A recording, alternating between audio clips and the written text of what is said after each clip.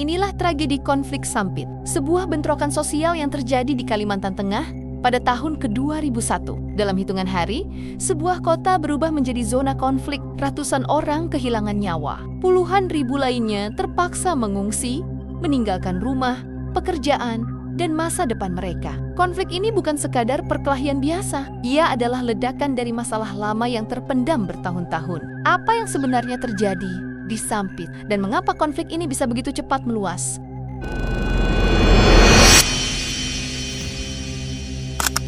Konflik Sampit terjadi pada Februari tahun 2001, berpusat di kota Sampit, Kabupaten Kota Waringin Timur, Kalimantan Tengah. Awalnya, situasi di Sampit terlihat normal seperti kota-kota lainnya. Namun, pada pertengahan Februari terjadi bentrokan antar individu yang kemudian berkembang menjadi konflik massal. Dalam waktu singkat, ketegangan meningkat. Kelompok masyarakat mulai membentuk barisan sendiri. Rumah-rumah dibakar, jalanan menjadi kosong. Aktivitas ekonomi lumpuh total. Konflik ini kemudian meluas ke wilayah lain seperti Palangkaraya dan beberapa kabupaten sekitar. Aparat keamanan dikerahkan.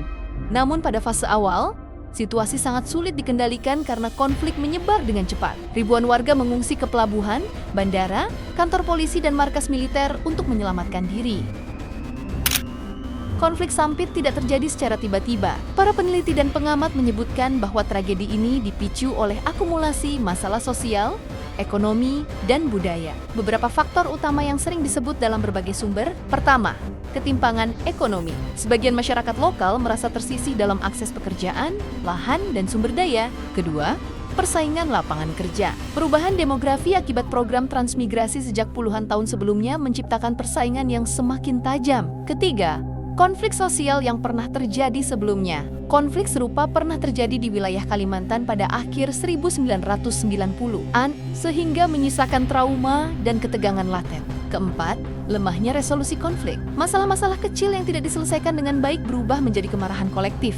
Insiden pemicu hanyalah percikan kecil, namun bahan bakarnya telah menumpuk lama.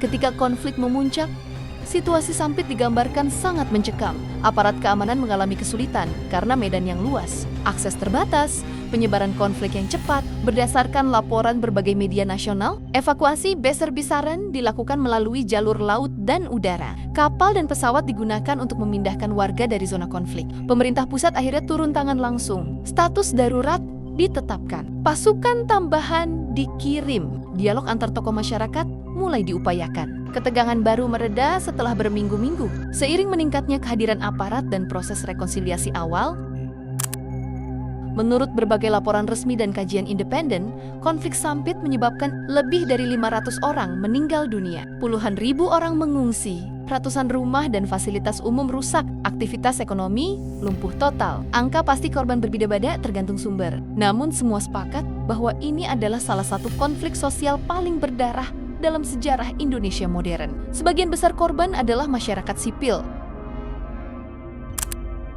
Fakta penting yang sering terlupakan, konflik Sampit tidak berakhir dengan kemenangan siapapun. Semua pihak kehilangan nyawa, kehilangan rumah, kehilangan rasa aman. Setelah konflik, pemerintah dan masyarakat mulai membangun kembali Sampit dengan pendekatan rekonsiliasi, dialog budaya, dan pemulihan sosial. Tragedi ini menjadi pengingat keras bahwa konflik sosial yang dibiarkan tumbuh suatu hari bisa meledak tanpa kendali.